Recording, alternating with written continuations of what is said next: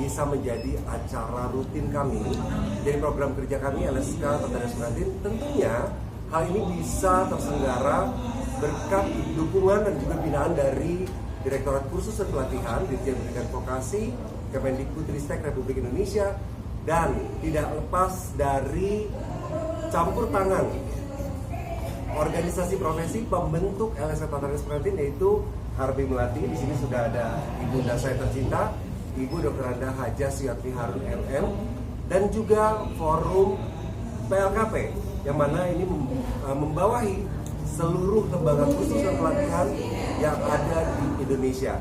Dan hari ini diwakili oleh Pak Janis Hendrata, tentunya Ketua Bidang untuk Sertifikasi Pengujian ya Pak Janis ya. Dan kegiatan hari ini apa aja?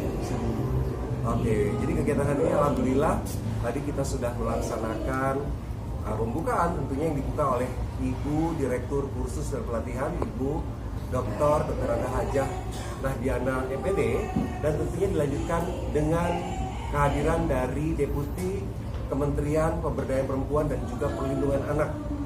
Dan kita hari ini ada launching untuk seragam baru, tempat uji kompetensi di seluruh Indonesia dan juga penguji LSK Tentara Pengantin. Dan puncaknya adalah LSK Awards 2024, penilaian atau apresiasi untuk para pimpinan TUK seluruh Indonesia berkinerja baik dan juga penguji Tata Rias Pengantin berkinerja baik 2024. Dan hal ini tentunya tidak bisa terjadi begitu saja tanpa campur tangan daripada Harbi Melati dan juga forum PLKP. Bang, tahu nggak acaranya ini diikuti oleh siapa aja sih, dan dari kota-kota mana aja yang ikut berpartisipasi dalam acara ini? Dan puji syukur alhamdulillah acara ini diikuti oleh seluruh penguji dan juga TUK, pimpinan lembaga kursus dan pelatihan, instruktur, kemudian makeup artist semua, dan juga masyarakat umum dari Aceh hingga ke Morotai. Jadi Masya Allah luar biasa.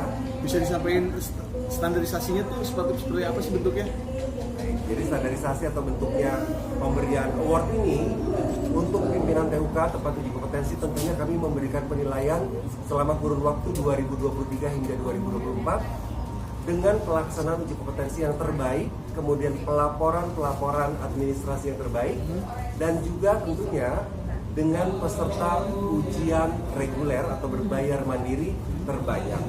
Dan di samping itu untuk penguji yang kami berikan LSK Award dengan penilaian adalah penguji yang berkinerja baik, kemudian best performance, best desk, kemudian yang best untuk komunikasi, kemudian juga banyak sekali nominasi lainnya untuk para penguji. Hal ini kami berikan untuk memberikan apresiasi sehingga para penguji LSK TRP yang tersebar di seluruh Indonesia dan berjumlah 350 penguji ini betul-betul tetap guyup dan solid dengan LSK Tata Rias Pengantin. Terkait sertifikasi untuk para Tata Rias, tujuannya apa sih? Standarisasinya bagaimana? Ya pastinya sertifikasi kompetensi yang dikeluarkan oleh LSK khususnya bidang keterampilan Tata Rias Pengantin ini di bawah naungan Kemendikbudristek bertujuan untuk memberikan pembekalan, kemudian memberikan kompetensi utuh yang dimiliki oleh setiap orang yang memiliki profesi tentunya, dengan penilaian mulai dari hulu hingga ke hilir, tidak hanya satu partnya saja. Mungkin boleh dibantu Pak Janis? Baik, standarisasi untuk penata rias pengantin atau juga makeup artist itu kan dimasukkan oleh pemerintah yang dilakukan oleh lembaga sertifikasi kompetensi. Ketika mereka belajar, apa yang dibelajarkan itu harus ada pihak ketiga yang mengukur, sehingga ketika mereka sudah menginvestasi waktu dan biaya, hanya oleh LSK-nya TRB di bawah pimpinan investasi inilah yang memberikan sertifikasi itu. Jadi sertifikasi yang diterbitkan oleh Kementerian Pendidikan itu pertanda ada ketuntasan belajar dengan standar. Kita menggunakan adalah standar kompetensi lulusan menggunakan kerangka kualifikasi nasional Indonesia KKNI. Gitu.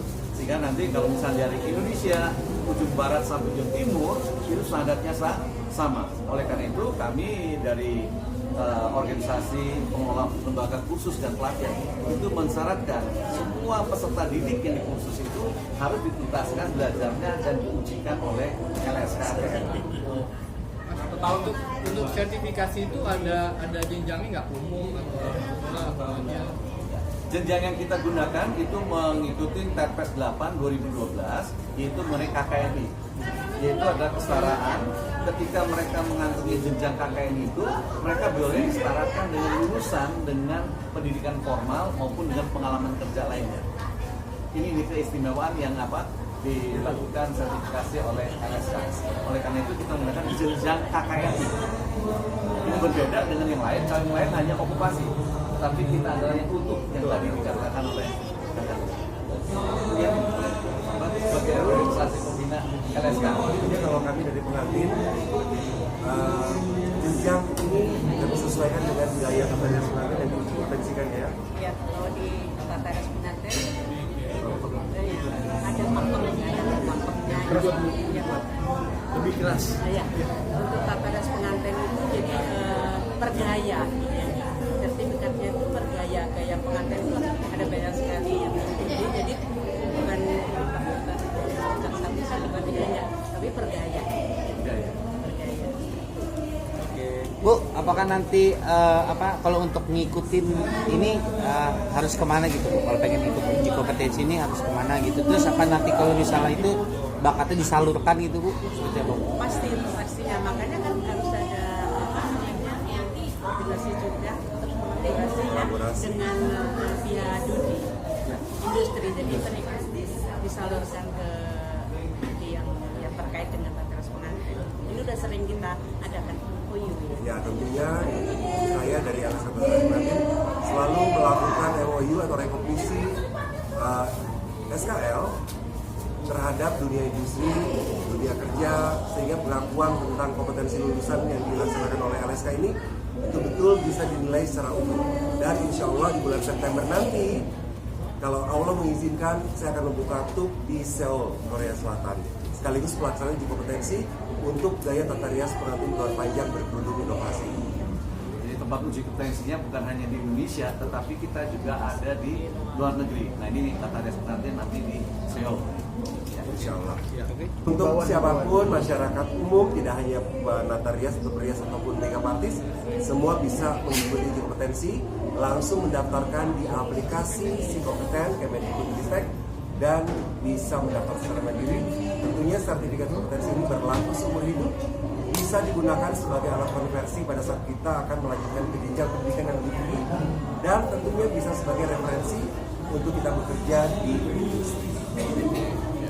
Oke. Pasti ya, termasuk